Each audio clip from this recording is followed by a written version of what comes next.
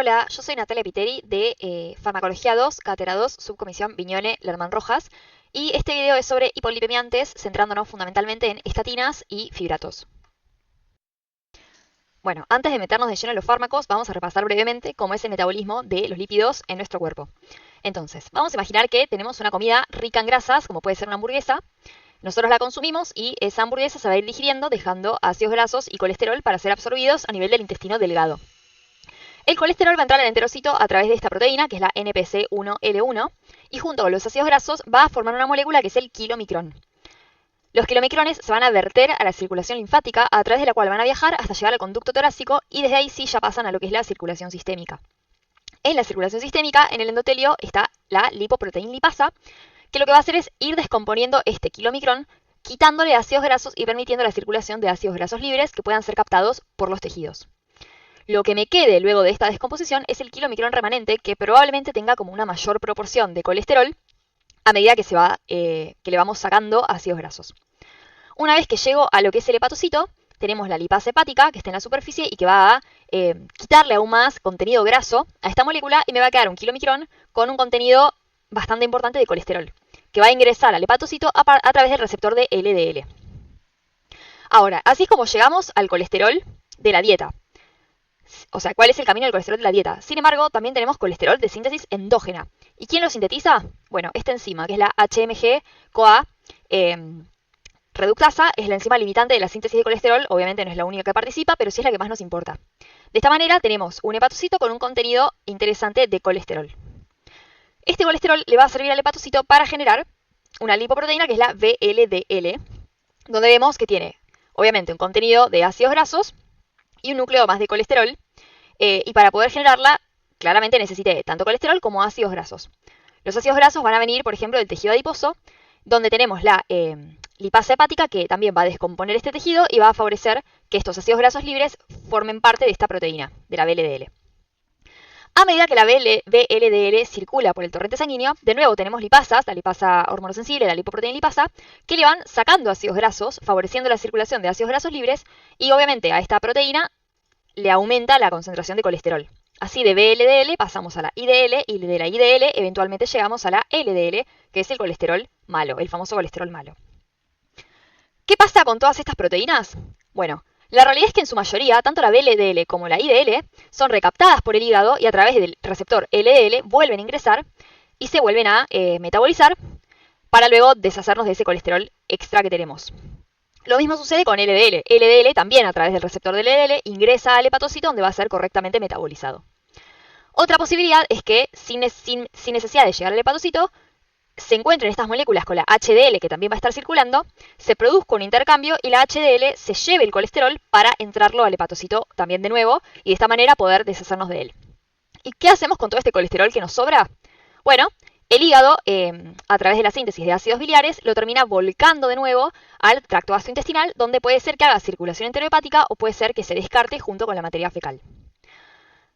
Hay un jugador que no mencionamos todavía, que es la PSCK9. ¿Qué es lo que hace? Bueno, el hepatocito, una vez que sensa que tiene demasiado colesterol, le manda la señal a esta proteína, y esta proteína inhibe o favorece la degradación del receptor del LDL. Es como que cuando hay mucho colesterol adentro del hepatocito, el hepatocito endocita su receptor LDL y lo destruye, de forma tal que no pueda seguir entrando colesterol. Todas las moléculas que mencionamos no son las únicas que participan, pero sí son las que quizás son más relevantes a la hora de hablar de una terapéutica. Muchas de estas moléculas que mencionamos ahora son blancos terapéuticos de fármacos que vamos a ver después. Bueno, y ahora hablando un poco más de la patología, ¿cuál es el verdadero problema de tener el colesterol, por ejemplo, elevado? Bien, sabemos que lo que sucede es que ese colesterol puede formar las placas de ateroma y generar una ateroesclerosis, que en lo que es el mundo occidental es la causa de morbimortalidad más frecuente, afectando principalmente el sistema nervioso central, al corazón y a la circulación periférica. ¿Por qué? Porque se forman estas placas de ateroma en lo que es la íntima de los vasos, empieza a protruir hacia la luz y puede terminar obstruyendo ese vaso, generando un infarto en todo el tejido que se nutría a partir de ese vaso. Ahora, ¿qué es lo que tiene que suceder para que se forme una placa de ateroma? Bueno, primero tiene que haber una lesión endotelial. Por ejemplo, en los pacientes que tienen hipertensión arterial o los pacientes diabéticos, donde se producen lesiones en el endotelio, se favorece que se forme justamente una placa de ateroma. Las placas de ateroma suelen formarse además en los lugares donde el flujo es más turbulento, porque se ve que el flujo turbulento inicia toda una cascada de regulación génica que permite que el perfil sea más aterogénico. Obviamente que haya hipercolesterolemia favorece todo esto, y además la inflamación también tiene mucho que ver con que se formen estas placas. Si vemos en la foto de abajo, tenemos justamente una placa de ateroma con un centro necrótico donde hay residuos celulares, cristales de colesterol, células espumosas, que son macrófagos que básicamente fagocitaron colesterol y que se acumularon en ese lugar, y también calcio. A esa placa de ateroma se le forma una cubierta fibrosa, que está formada por células musculares lisas, macrófagos y colágeno y elastina, entre otras cosas, y esa placa fibrosa, básicamente, según lo gruesa que sea, me permite que esa placa sea más o menos estable. Ahora, ¿qué significa que la placa sea estable? Cuando la placa es estable, básicamente tiene una cubierta fibrosa que es más gruesa y que evitaría que esa placa obstruya de manera muy aguda toda la luz de un vaso. Ahora, cuando esa cubierta fibrosa es más fina, permite que la placa se pueda romper. Y donde la placa se rompe, se puede generar una trombosis y esa trombosis obstruir todo el vaso. Eso es lo que llamamos una placa inestable, que obviamente es más peligrosa porque tiene más riesgo de generar una isquemia al tejido que nutría ese vaso en un principio. Bien, y otra cosa que es importante recordar es que en todo esto, la inflamación tiene un rol bastante importante, como vamos a ver más adelante. ¿Por qué? Porque en la inflamación se generan radicales libres del oxígeno que permiten la oxidación del LDL, y estas LDL oxidadas son las que atraviesan el endotelio, llegan a la íntima y ahí forman estas placas de ateroma. Bueno, entendiendo entonces que la hipercolesterolemia es claramente un factor de riesgo cardiovascular, la pregunta es ¿a quiénes les vamos a dar tratamiento? Entonces, según el último consenso de la Sociedad Argentina de Cardiología, los pacientes que son candidatos a recibir tratamiento con estatinas son, en principio, aquellos que tengan un colesterol LDL más alto de 190 miligramos por decilitro. Ese es un paciente que no tiene nada más y que solamente tiene esta hipercolesterolemia a partir de este valor, 190 miligramos por decilitro. Otro paciente que debería recibir tratamiento son aquellos pacientes que ya tienen antecedentes cardiovasculares en quienes quiero hacer una prevención secundaria. Es decir, un paciente que tuvo, por ejemplo, un infarto, es un paciente que claramente necesita una prevención secundaria porque ya tuvo una placa de ateroma. Entonces, a esos pacientes, prevención secundaria. Obviamente aquellos que tienen hipercolesterolemia familiar, se acuerdan seguramente de bioquímica, son esos pacientes que tienen, por ejemplo, mutaciones en el receptor de LDL y que por lo tanto tienen mucho colesterol circulante y desde muy jóvenes tienen un alto riesgo cardiovascular. Después tenemos pacientes con insuficiencia renal crónica moderada o grave que no estén en diálisis. A estos pacientes, más allá de que tengan dislipidemia o no, hay que hacer ese tratamiento porque lo que se vio es que incluso si los niveles de colesterol, numéricamente hablando, son correctos, tienden a tener una proporción de LDL más pequeñas, más densas y con más riesgo de oxidarse y de generar de generar placas de ateroma. Entonces, en estos pacientes no tiene que ver con el número neto de colesterol que tienen, tiene que ver con la calidad de las LDL que tienen. Ahora, si bien sabemos que cuando no están dializados y la insuficiencia es moderada o grave, podrían beneficiarse del tratamiento, lo que se vio es que una vez que ya están en diálisis, las estatinas o los fármacos contra la dislipidemia no mejorarían la mortalidad, no cambiaría nada. Por lo tanto, solamente en pacientes no dializados. Respecto a los diabéticos, pasa algo parecido a lo que sucede con los de insuficiencia renal. Es decir, más allá de si tienen o no aumento neto del colesterol, tienden a tener el LDL más pequeño, más denso y con más riesgo de oxidarse y por lo tanto generar placas de ateroma. Es por esto que se vio que las estatinas o los fármacos para el tratamiento de las dislipidemias reducirían los eventos cardiovasculares en este grupo de pacientes y por lo tanto también deberían administrárseles. Ahora, a los pacientes en riesgo cardiovascular alto o muy alto, también habría que darles el tratamiento. A los pacientes con riesgo cardiovascular moderado, pero que tienen factores de riesgo, por ejemplo, diabetes, hipertensión arterial, bueno, a ellos también podría dárseles el tratamiento o que tengan una PCR mayor a 2 miligramos. Lo de la PCR, sabemos que la PCR es una marcadora de inflamación y esto nos interesa porque, como dije antes, que haya o no haya inflamación determina también el riesgo de que se genere una placa de ateroma y de que de generarse se desestabilice, se rompa y tengamos una obstrucción completa de la luz vascular. Por último, en casos de pacientes que tienen ateromatosis ya, que quizás no tienen clínica de tenerla, pero que por algún estudio se les detectó esta ateromatosis, bueno, a ellos también hay que darles tratamiento. Bueno, una vez que ya entendimos la patología y entendimos quiénes son los que deben ser tratados, empezamos a hablar de los fármacos. La idea de este esquema es ver más o menos dónde actuaría cada uno para poder organizarnos más fácilmente y después tener claros los mecanismos de acción. Entonces, En el momento en el que yo ingiero una comida rica en ácidos grasos y en colesterol, puedo inhibir, por ejemplo, la captación de ese colesterol. A nivel de esta proteína, NPC1L1, que recordarán que es la que media la entrada del colesterol al enterocito, tenemos el ezetimibe, que es un fármaco que justamente inhibe su acción. Por lo tanto, el colesterol no podría nunca entrar al enterocito. Después, sabemos que los ácidos biliares hacen circulación enterohepática. Para impedir esta circulación enterohepática tenemos las resinas, que justamente inhiben la circulación enterohepática y favorecen que se pierda más colesterol por el tracto gastrointestinal. Ahora, yendo ya a lo que es el hepatocito, en lo que es la síntesis endógena de colesterol tenemos las estatinas, que inhibe la HMG-CoA reductasa, que es justamente el paso limitante de colesterol. Si quisiéramos, por ejemplo, favorecer la expresión del receptor del LDL, cortando su inhibición por PCSK9, que yo les había contado que es una proteína que cuando hay mucho colesterol facilita la endocitosis y destrucción del receptor, tenemos algunos anticuerpos que actúan a este nivel, inhibiendo, digamos, a la PCSK9 y por lo tanto favoreciendo la expresión del receptor en la membrana. Y después, ya en lo que es como la vida media de las lipoproteínas en plasma, tenemos la niacina, que por ejemplo inhibe a la lipasa hepática. Si la lipasa hepática no rompe ácidos grasos del tejido adiposo, el hígado no puede sintetizar la VDLL porque no tiene ácidos grasos para hacerlo. La niacina también estimula HDL. Y por último tenemos acá los fibratos, que no se usan tanto para reducir el colesterol, sino que tienden más a la inhibición de la síntesis de ácidos grasos, porque se usan justamente para la hipertrigliceridemia. Y los fibratos lo que hacen es estimulan la LPL, o sea, la lipoproteína lipasa, y HDL, de forma tal que también reducirían, digamos, la cantidad de colesterol circulante, más allá de su efecto sobre los ácidos grasos que vamos a ver después. Bueno, y ahora sí, ya pasando a hablar de lo que son los fármacos, vamos a empezar por los más importantes de esta clase, que son las estatinas. Las estatinas son fármacos que son muy utilizados, hay un montón de pacientes que consumen y utilizan estos fármacos y que los necesitan, por lo tanto es muy importante saber cómo funcionan y entender qué interacciones posibles hay con ellas.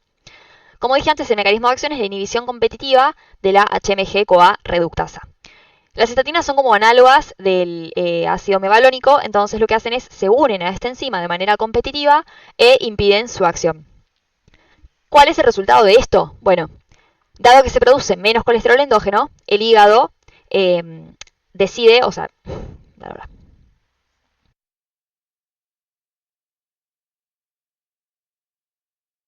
Bueno, y ahora empezando a hablar de los fármacos ya más particularmente, vamos a empezar por las estatinas, que son fármacos muy conocidos, muy utilizados y que un montón de pacientes utilizan, por lo tanto, es muy importante entender cómo funcionan y cuáles son sus interacciones. Como mencioné antes, el mecanismo de acción es la inhibición competitiva de la HMG-CoA reductasa. Justamente las estatinas serían análogas al ácido mevalónico, entonces lo que va a suceder es que se unen a esta enzima de manera competitiva y impiden su acción. ¿Cuál es el resultado de esto? Bueno, justamente el hepatocito sensa que hay menos colesterol, entonces aumenta la expresión de los receptores de LDL. Cuando yo aumento los receptores de LDL, empieza a aumentar también el clearance de los precursores. Si yo saco antes de la circulación VLDL e IDL, es más difícil que lleguemos a formar el LDL. Y obviamente, si yo tengo menos colesterol, también tengo menos producto para sintetizar VLDL, por lo tanto baja también la síntesis de precursores. Ahora, como grupo farmacológico hay algunas características que tienen que son comunes a todos, con algunas excepciones, que son los asteriscos que vamos a ver a continuación. Así que, respecto a la farmacocinética, todas las estatinas se dan por vía oral, idealmente a la tarde-noche. ¿Por qué? Porque la síntesis endógena máxima es de las 12 de la noche a las 2 de la mañana. Obviamente hay excepciones, vamos a ver que hay estatinas de vida media más larga que no es necesario darlas a esta hora tan específica. Todas las estatinas, salvo algunas excepciones, tienen una alta unión a proteínas plasmáticas y una vida media corta.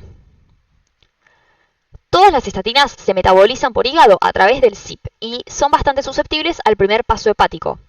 Esto del CYP también vamos a ver que hay algunas excepciones. Y otra cosa que es importante es que al hígado entran a través del transportador de ácidos orgánicos. Esto nos importa para hablar de las interacciones. Todas las estatinas se metabolizan a compuestos que siguen siendo activos. También tenemos excepciones, pero nada, la mayoría, el metabolito es activo. Y todas las estatinas se eliminan por vía biliar. Lo mismo, asterisco, hay excepciones. Yo sé que parece un chiste porque cada regla que les digo hay excepciones, pero bueno, quédense como con esto, que para la mayoría es como lo más común. ¿Quiénes son las estatinas? Bueno, tenemos la simvastatina, lovastatina, atorvastatina, rosuvastatina, fluvastatina y pravastatina. Entonces, vamos a ir viendo las excepciones. La simvastatina y la lovastatina, ambas son profármacos, es decir, requieren del primer paso hepático para funcionar y para ser activas. De estas dos, la simvastatina tiene la vida media más larga, siendo de 12 horas. Después, la atorvastatina y la rosuvastatina son las estatinas de vida media más larga, 20 horas de vida media, y son las que tienen mayor eficacia. Por lo tanto, acá encontramos la excepción a la regla que yo había dicho del horario de la toma. Si la vida media es de 20 horas, no es tan estrictamente necesario que se tomen a la noche, porque justamente su vida media permite una posología quizás un poco más cómoda. Todas estas, de la simvastatina a la rosuvastatina, se metabolizan a metabolitos que son activos. De hecho, las dos de arriba, medio que al ser profármacos, es necesario que su metabolito sea activo porque si no, no serviría para nada. Ahora, la fluvastatina y la pravastatina se metabolizan a metabolitos inactivos. Entonces, más de lo mismo, todas se metabolizan a metabolitos activos, salvo la fluvastatina y la pravastatina. Ahora, vamos a la parte que es muy importante, que tiene que ver con el metabolismo a través del CYP. La mayoría se metabolizan por CYP. Pero vamos a ver que dentro de este metabolismo no todas se metabolizan por el mismo CYP y que de hecho hay algunas que no se metabolizan por CYP. Entonces, la simvastatina, la lovastatina y la atorvastatina, las tres se metabolizan por el CYP 3A4. Después, la fluvastatina se metaboliza por CYP 12-9. La rosuvastatina, solamente el 10% se metaboliza por CYP 12-9. El resto no se metaboliza por CYP. Y la pravastatina tampoco se metabolizaría por CYP. Después, todas se eliminan por vía biliar, menos la pravastatina, que se elimina por vía renal. Y todas tienen una alta unión a proteínas plasmáticas, menos la pravastatina, que tiene una unión a proteínas plasmáticas intermedia. Bueno, y ahora refiriéndonos a los efectos adversos de las estatinas, la realidad es que hay un montón, pero yo quiero que se queden con tres que son los más importantes y los más relevantes, que son los efectos adversos musculares, los efectos adversos hepáticos y los efectos adversos a nivel de lo que es la resistencia a la insulina. Estos tres efectos adversos son generales a todas las estatinas. Entonces es como los tres que más se tienen que acordar. Ahora, algunas cuestiones también es, ojo en los pacientes que tienen insuficiencia renal, porque más allá de que la mayoría de ellos se eliminen por vía biliar, suelen necesitar ajustes en pacientes que tienen esta patología. En caso de necesitar una, elegir la atorvastatina, que es la única que no requeriría ajuste. Y todas las estatinas están contraindicadas en el embarazo, o sea, hay que suspenderlas en el embarazo. Respecto al primer efecto adverso, tenemos lo que son las miopatías. Las miopatías se pueden manifestar de una de cuatro formas. Puede ser una mialgia, dolores musculares con una elevación leve o nula de CPK. Puede ser una miositis con una elevación considerable de CPK.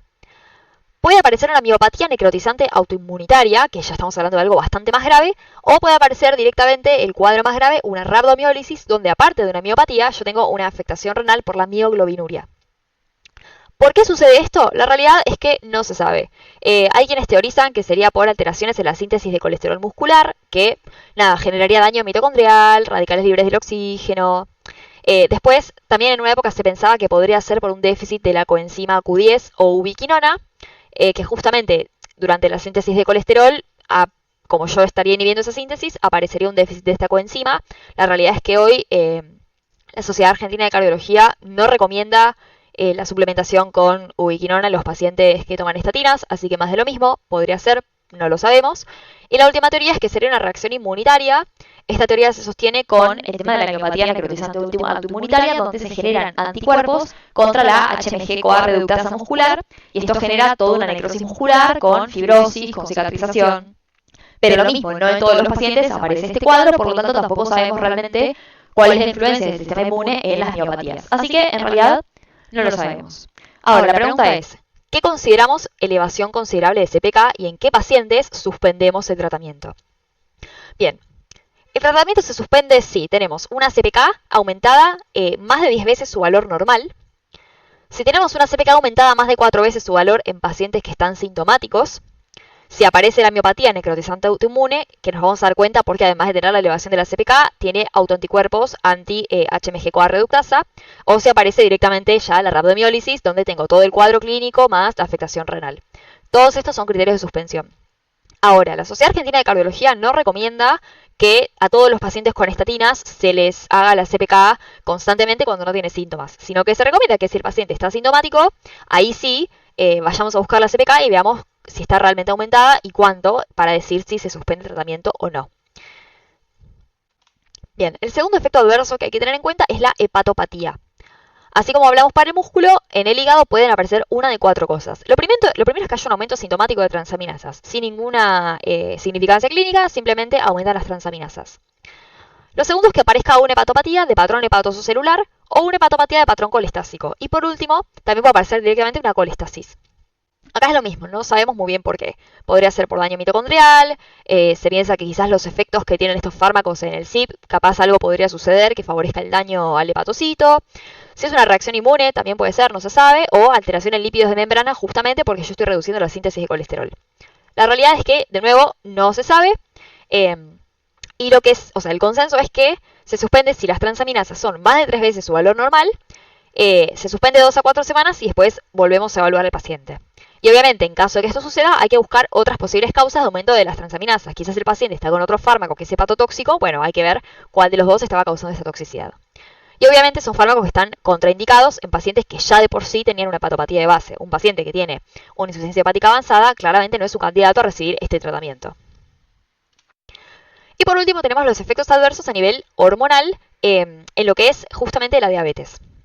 Se vio que las estatinas podrían generar insulinoresistencia y aumentan los niveles de hemoglobina glicosilada. Esto obviamente es peor en pacientes que ya eran diabéticos de antes, pero en pacientes sanos también puede llegar a suceder. Se estarán preguntando, bueno, yo dije hace un rato que los pacientes diabéticos, sin embargo, reciben estatinas. Entonces, ¿qué pasa? La realidad es que el riesgo-beneficio de las estatinas supera ampliamente esta cuestión. Obviamente, no está bueno que el paciente tenga insulinoresistencia, que el paciente desarrolle, no sé, un aumento de la hemoglobina glicosilada, pero el riesgo cardiovascular amerita que se den estatinas de todas maneras. ¿Y por qué sucede esto? Bueno, básicamente la reducción en la LDL sintetizada por el hígado aumenta la expresión de receptores LDL no solamente en hígado, sino que también en páncreas. Entonces, en páncreas aumenta la expresión de receptores para LDL, se une las LDL a ese receptor, ingresa la LDL al páncreas y dentro del páncreas aparece toxicidad contra las células beta, lo que genera justamente la aparición de la diabetes tipo 2. De todas maneras, e insisto, lo vuelvo a decir, el beneficio de las estatinas supera este riesgo. Por lo tanto, no se contraindica en pacientes que son diabéticos y no se suspende si sube la hemoglobina glicosilada. Bueno, ahora vamos a la parte de las interacciones. Tenemos que saber que justamente los pacientes que toman estatinas muchas veces suelen tomar otros fármacos, entonces nos interesa saber cómo interactúan esos fármacos. Está contraindicado absolutamente el uso concomitante de estatinas con la ciclosporina, es un fármaco que vimos en el módulo 2, porque la ciclosporina puede inhibir el transportador de ácidos orgánicos, por lo que sube la toxicidad. ¿Se acuerdan que las estatinas para entrar al hepatocito y para ser metabolizadas requieren del transportador de ácidos orgánicos? Entonces, si yo no tengo este transportador, la estatina no se metaboliza, se prolonga su vida media y por lo tanto aumentan sus efectos adversos. Otro que está contraindicado de manera absoluta es el gemfibrosilo. El gemfibrosilo es un fibrato que vamos a ver dentro de unas diapositivas, que lo mismo puede inhibir el transportador de ácidos orgánicos, lo que sube la toxicidad, y además el mismo gemfibrosilo es miotóxico. Entonces tengo por un lado que prolonga la vida media de la estatina y por otro lado hay una sinergia de efecto porque también es miopático el mismo gemfibrosilo. Después tenemos contraindicaciones que tienen que ver con el metabolismo por el CYP o interacciones que no se recomiendan, pero de ser necesarias hay que observarlas con bastante cautela. Tenemos primero la carbamazepina. La carbamazepina, recordarán que es un inductor de CYP. Entonces, aumentaría el metabolismo de los fármacos y reduciría su eficacia.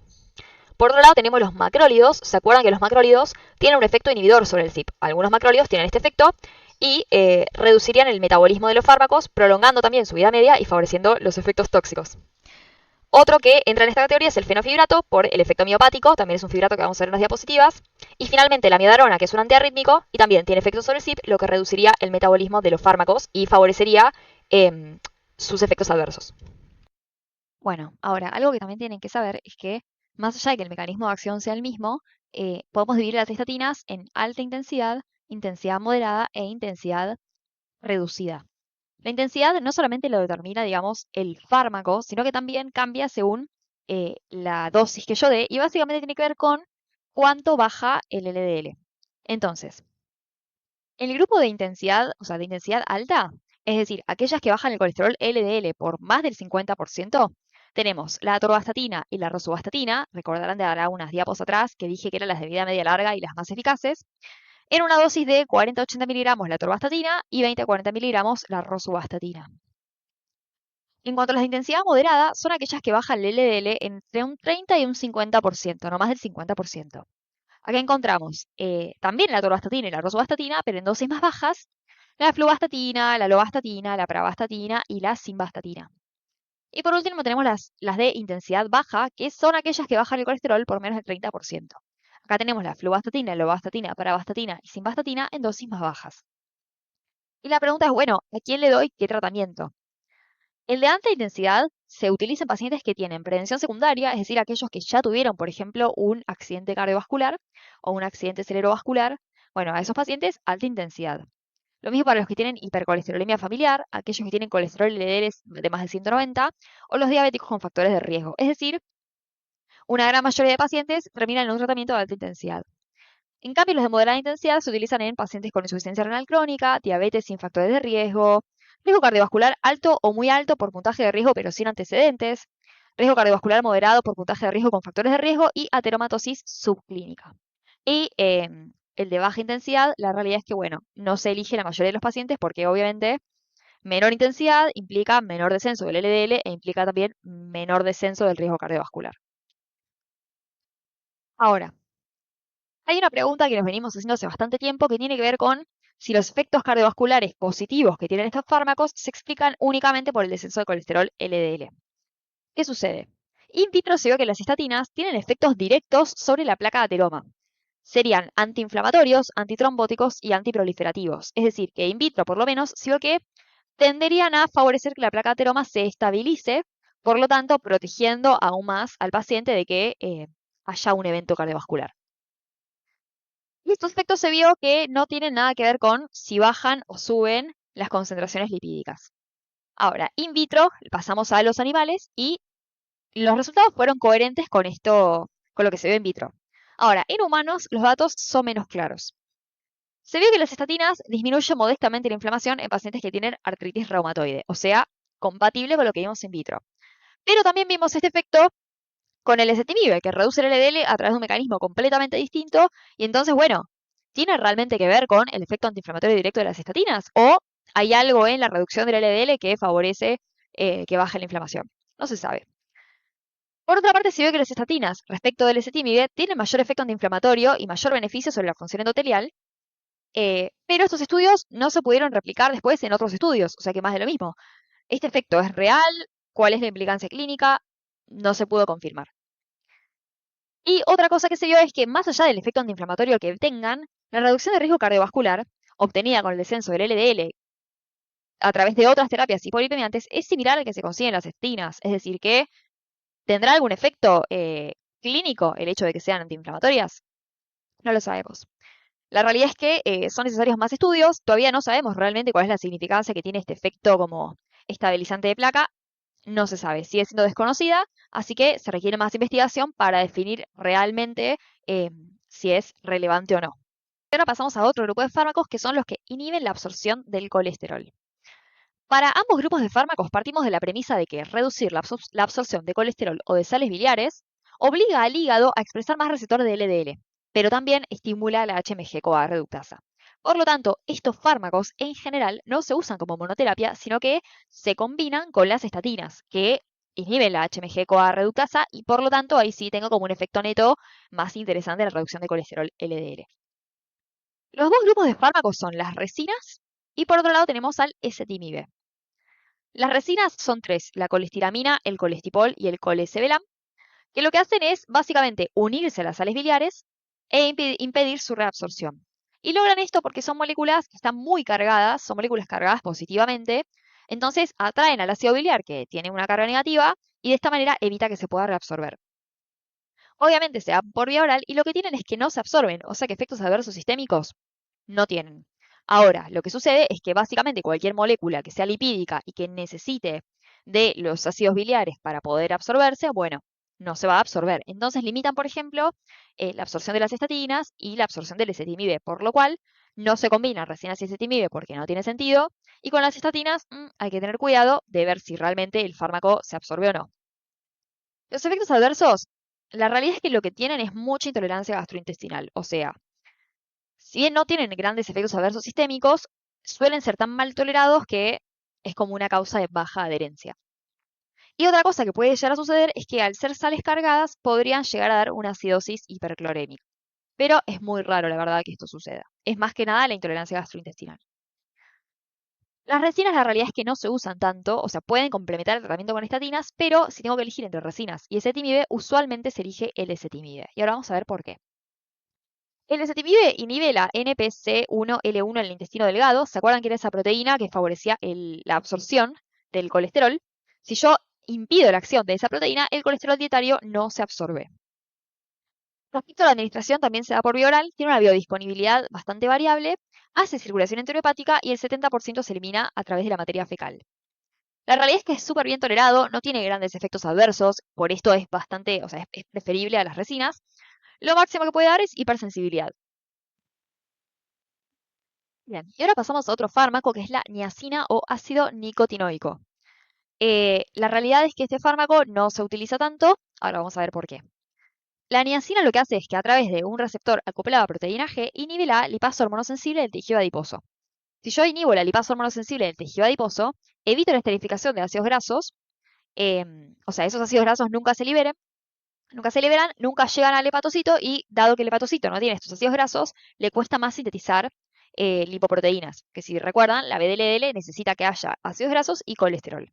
Y además también favorece la lipoproteína lipasa, entonces favorece la degradación de los precursores del LDL. El resultado es, obviamente, baja los triglicéridos hepáticos, baja la esterificación de ácidos grasos, se reduce la síntesis de VLDL, se favorece el clearance de kilomicrones, porque justamente la lipoproteína lipasa favorece la degradación del kilomicrón y también de los VLDL, y también baja el clearance de HDL.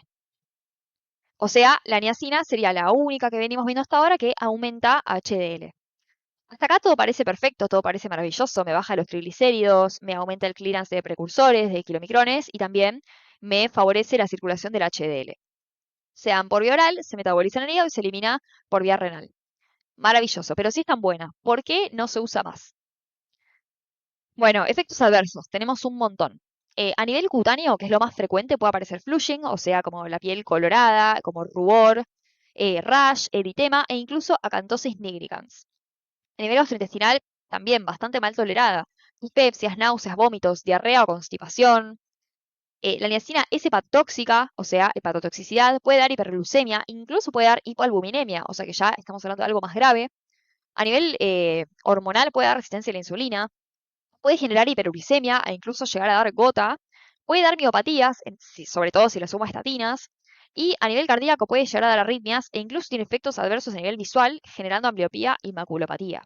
O sea, si lo comparamos con los tres efectos adversos de las estatinas, esto es claramente bastante más perjudicial y tiene toda una serie de efectos adversos que aparecen quizás con más frecuencia y que al paciente lo molestan bastante más. La realidad es que hay muchos de estos efectos adversos que, nada, se pueden evitar, qué sé yo.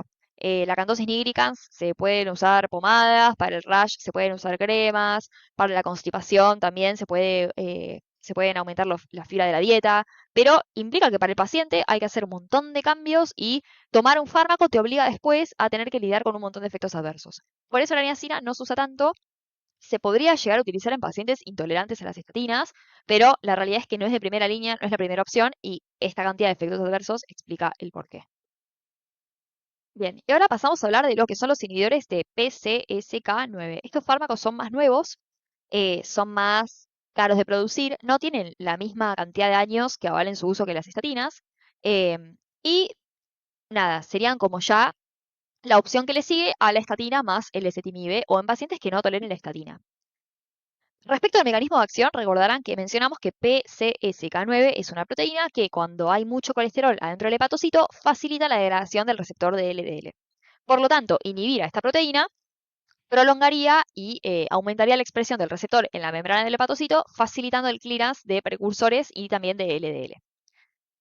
Dentro de los inhibidores de PCSK9 tenemos dos grupos. los anticuerpos monoclonales humanizados, que son el alirocumab y el evolocumab, y el inclisiran, que es un ARN como interferente que secuestra al ARN mensajero que codifica para la síntesis de PSSK9 y por lo tanto no se sintetiza esta proteína. Los anticuerpos monoclonales humanizados reducen el LDL por 2 a 3 semanas, por lo tanto una inyección subcutánea cada 2 semanas o mensual según la dosis es lo que se recomienda. Y lo que se vio en los estudios es que reduce los eventos cardiovasculares, pero no demostraron reducir la mortalidad. Entre los efectos adversos tenemos los que son comunes a todos los fármacos que se inyectan, ¿no? Como dolor en el sitio de inyección, infección del sitio de inyección, más el riesgo de infecciones que se suele asociar con la administración de anticuerpos. Y además, eh, algunos estudios mencionaron que podrían dar efectos adversos cognitivos. La realidad es que todavía falta más investigación al respecto para ver realmente si los efectos adversos cognitivos son por estos fármacos y en qué porcentaje de pacientes aparecen. Pero bueno, por ahora no se sabe mucho al respecto. Saltó en algunos estudios que esto podría suceder. Respecto del inclisiran, se vio que reduce el LDL por 180 días, por lo tanto se podría dar en inyección subcutánea bianual. Esto la verdad es que es buenísimo porque es una posología que es bastante cómoda. Y hay un estudio que es el Orion 1, donde se vio que el inclisiran reduce los niveles de LDL en pacientes con riesgo cardiovascular elevado, incluso más que las estatinas. O sea, la realidad es que eh, estas son noticias excelentes porque hay pacientes en quienes las estatinas no son suficientes y el inclisiran sería como una posibilidad muy interesante explorar en aquellos pacientes. Es más, en 2023, o sea, hace muy poco, el laboratorio Novartis firmó junto con el Ministerio de Salud Pública para empezar a fabricar este fármaco en la Argentina. Obviamente, tanto los anticuerpos monoclonales humanizados como el inclisiran son fármacos que son muy caros, por lo tanto, se reservarían para pacientes en quienes las estatinas no cumplan con el efecto deseado, es decir, no alcancen para reducir los niveles o que tengan una intolerancia a las estatinas muy importante y que no quede opción más que darles otra terapéutica. Pero la realidad es que a futuro es probable que se empiecen a usar más estos fármacos, sobre todo si logramos producirlos a un costo menor. Bien, ya terminamos con lo que es colesterol. Vamos a hablar un poco de los ácidos grasos, que hasta ahora no mencionamos nada de ellos. Entonces, ¿qué pasa con los ácidos grasos? Bien, sabemos que el aumento excesivo de ácidos grasos favorece la pancreatitis, pero en pacientes que tienen hipertrigliceridemia leve a moderada, la realidad es que la prioridad es bajar el riesgo cardiovascular a costa de bajar el colesterol LDL. Por eso, en esos pacientes, el tratamiento de elección sigue siendo estatinas más menos ezetimibe según el riesgo cardiovascular. Ahora, si a pesar del tratamiento no farmacológico, o sea, la dieta, el cambio de estilo de vida, más las estatinas o el ezetimibe, los triglicéridos siguen elevados, es razonable pensar en administrar fibratos y o omega 3, sobre todo en pacientes con triglicéridos de más de 500. Esto es para reducir el riesgo de pancreatitis. En pacientes que sean diabéticos y que tengan el tratamiento con estatinas y ezetimibe, los triglicéridos persisten por encima de 200, o sea, ya como que bajamos el valor, y un HDL de menos de 35 miligramos por decilitro, acá también tendría sentido dar fibratos para reducir el riesgo de eventos cardiovasculares y de pancreatitis. Ahora, en pacientes que no tuvieran colesterol LDL elevado, el corte es 880 gramos por decilitro de triglicéridos. Estos pacientes se considera que tienen hipertrigliceridemia grave y estos pacientes sí se recomienda el uso de fibratos y obviamente derivarlos a un especialista en lípidos a ver qué está sucediendo, si capaz tienen alguna patología hereditaria que facilita que los triglicéridos estén así de elevados. Y otra cosa que es muy importante es, se debe evitar la combinación de estatinas y gemfibrosilo. Por lo que vimos antes, ¿se acuerdan? Las estatinas dan mucho efecto adverso a nivel muscular y el gemfibrosilo es un fibrato que también causa miopatía y que además dificulta el metabolismo de las estatinas. Vamos a hablar entonces de los fibratos, habiendo visto quiénes son los pacientes que son candidatos a recibirlos. Los efectos de los fibratos son mediados por PPAR-alfa. PPAR-alfa es básicamente una secuencia genética que favorece la beta-oxidación, la síntesis de lipoproteína lipasa y reduce la expresión de ApoC3. ApoC3 es uno de los inhibidores de la lipólisis. Además, a través de este mecanismo genético se estimula la apoproteína 1 lo que aumenta HDL. Y se cree que tendrían efectos antitrombóticos. El resultado es que bajan los triglicéridos, baja la síntesis de lipoproteínas, sube HDL. ¿Se acuerdan que hasta ahora solamente habíamos visto un fármaco que aumentaba HDL, que era la niacina? Y aumenta el clearance de precursores y también baja la síntesis de VLDL porque justamente si yo tengo menos ácidos grasos no puedo sintetizar la molécula de VLDL. Generalidades. Todos los fibratos se dan por vía oral. La biodisponibilidad es mejor con los alimentos. Todas tienen un alto unión a proteínas y la vida media es bastante variable. El gen fibrosilo, por ejemplo, tiene 1 hora y el fenofibrato tiene 20 horas de vida media. Todos se metabolizan por conjugación y se eliminan mayoritariamente por vía renal. Efectos adversos. Tienen bastantes efectos adversos gastrointestinales. Nada. Por ejemplo, vómitos, diarrea, dispepsia, constipación.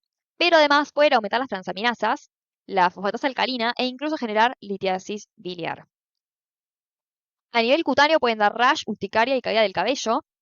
Yo antes dije que tienen efecto antitrombótico, o sea que si los combino con un anticoagulante, por ejemplo la warfarina, podrían favorecer los sangrados. También incluso pueden dar anemia. Y a nivel muscular son miopáticos, sobre todo en combinación con estatinas y especialmente el genfibrosilo, por lo que ya habíamos hablado antes. Y además, otra cosa que es importante es que su combinación con estatinas no demostró reducir la mortalidad. Es decir, en un paciente que no tiene hipertrigliceridemia, no tendría sentido dar los fibratos en combinación con estatinas, porque no mejora nada, no cambia nada. Por eso estos fármacos se reservan para pacientes que tienen realmente hipertrigliceridemia y que están en riesgo de tener pancreatitis. Están contraindicados en pacientes con patología hepática por el metabolismo, con patología renal y obviamente son embriotóxicas, así que tampoco se indicarían en pacientes que estén embarazadas. Bueno, otro de los fármacos que se pueden utilizar en los pacientes con hipertrigliceridemia son los omega 3, que en realidad fármaco o suplemento dietario es como que ambas definiciones aplican. Los omega 3 son básicamente los aceites de pescado y tenemos 3 maneras de administrarlos.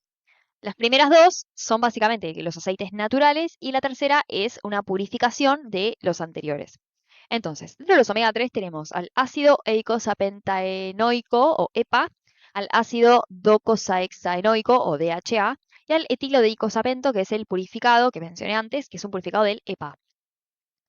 La realidad es que en cuanto a su farmacocinética es como cualquier otro ácido graso, o sea, son fármacos que se pueden dar por vía oral, se metabolizan a nivel hepático y tienen una vida media de 50 a 80 horas. Entre los adversos encontramos artralgias, náuseas y vómitos, dispepsia, aumento del colesterol LDL, prolongación de tiempo de sangría, así que de nuevo, cuidado con los anticoagulantes, y el etilodicosapento podría aumentar el riesgo de arritmias. En cuanto a los efectos, la combinación de EPA y de DHA reduciría los ácidos grasos, pero aumenta el colesterol LDL. Después, el EPA reduciría los ácidos grasos sin aumentar el colesterol LDL, así que es una opción un poco más válida. Pero distintos estudios no lograron como concluir que efectivamente sean útiles. Hay un estudio que es el Origin, que no demostró que redujeran el riesgo cardiovascular. Y después hay un estudio que es el Reducit, que lo que demostró es que en pacientes con hipertrigliceridemia que consumieran el etilodicosapento, sí se redujeron los eventos cardiovasculares, incluyendo la muerte. O sea, todavía es necesario como que haya más estudios, pero la conclusión por ahora es que se podrían llegar a recomendar en pacientes con diabetes o patología cardiovascular que a pesar de tener un control positivo sobre su colesterol LDL, tengan los triglicéridos elevados, de 135 a 499. Y ya para ir cerrando, vamos a hablar un poco de los fármacos más nuevos que tenemos, que no se usan regularmente, sino que se indican en pacientes específicos, empezando por lo que es el ácido bempedoico. El ácido bempedoico lo que hace es inhibir la ATP citratoliasa. Esta enzima básicamente forma parte de las enzimas que terminan en la producción de acetil-CoA. El acetil-CoA, a su vez, también es como un precursor del HMG-CoA, que es sustrato de la HMG-CoA reductasa de la síntesis del colesterol. O sea que, bastantes pasos más atrás, reduce los sustratos necesarios para la síntesis de colesterol. Lo que tiene de positivo es que requiere una activación, o sea, en realidad es una prodroga que requiere activación en el hígado. La enzima que lo activa es exclusivamente hepática, por lo tanto no provocaría mialgias. Y lo que se ve es que reduce el colesterol LDL entre un 13 y un 24%. Si recordamos, las estatinas de alta intensidad lo reducen en más del 50%, o sea que esta reducción es bastante moderada. Además se ve que, o sea, se vio que redujo el colesterol no HDL, la apoproteína B y la PCR, que es indicador de inflamación, que nos importa porque sabemos que la inflamación favorece la desestabilización de la placa y la formación de placas de ateroma. Se vio que como monoterapia tiene mejor efecto o cuando se da con el ezetimibe, pero cuando se combina con las estatinas, la verdad es que mucho no aporta. Y como efectos adversos tiene aumento del ácido úrico, gota, aumento de creatinina, aumento de enzimas hepáticas. Después pasamos a lo que es el evinacumab. El evinacumab es un anticuerpo monoclonal contra la proteína ANGPTL3, que es una proteína que interviene en el metabolismo lipídico porque inhibe la lipasa endotelial y la LPL. Obviamente, la inhibición de esas enzimas reduce los triglicéridos y el colesterol LDL, pero lo que tiene es que no necesita, o sea, no depende de que aumente el receptor LDL. Por esto me sirven pacientes con patologías en las que este receptor está alterado o que directamente este receptor no se produce, por ejemplo, las hipercolesterolemias familiares. Como efectos adversos, nada, los propios de cualquier fármaco que se dé por vía parenteral, reacción en el sitio de inyección, dolor en el sitio de inyección y también puede dar mialgias o infecciones, por ejemplo, infección del tracto urinario. El lomitapide es un inhibidor de proteína de transferencia microsomal de triglicéridos, que nada, básicamente también tiene que ver con la síntesis de triglicéridos y lo que hace es evita que desde los microsomas hacia afuera de la célula puedan pasar los ácidos grasos. Por lo tanto, no se pueden sintetizar los triglicéridos. Por esto reduce el colesterol LDL y además reduce los ácidos grasos. Acá el efecto es más notorio, reduce el colesterol LDL en un 40 a 50%, pero sus adversos son incremento de grasa hepática, aumento de las transaminasas, malabsorción intestinal con intolerancia gastrointestinal, y o sea, esto que genera, que es la esteatosis hepática, hace que solamente se utilice en pacientes con hipercolesterolemia homocigota, donde yo necesito un mecanismo que sea independiente del receptor LDL, y medio que no me queda opción más que usar este fármaco. Y por último tenemos oligonucleótidos antisentidos, o sea, antisentido. Uno es el pelacarsen, que inhibe la producción de ApoA, y el otro es el volanesorsen, que inhibe la producción de ApoC3. El volanesorsen o sea, está aprobado por la MAT para hiperquilomicronemia familiar como medicamento de uso compasivo. ¿Qué significa esto? Que es un fármaco que se aprueba únicamente para usarse en pacientes donde no hay otras opciones terapéuticas y donde el medicamento básicamente genera un aumento en la calidad de vida del paciente. Recordemos que, así como los anticuerpos monoclonales, los oligonucleótidos antisentido son fármacos muy nuevos, su producción es muy cara, necesariamente eh, deben reservarse para pacientes que realmente los necesiten porque el costo de producirlos y el costo de administrarlos es muy alto. Por eso estos fármacos únicamente se utilizan en pacientes donde no hay otra opción y donde es medio que lo único que funciona. Bueno, esta es la bibliografía por si les interesa leer algo más. Espero que les haya servido el video y nos vemos en los prácticos.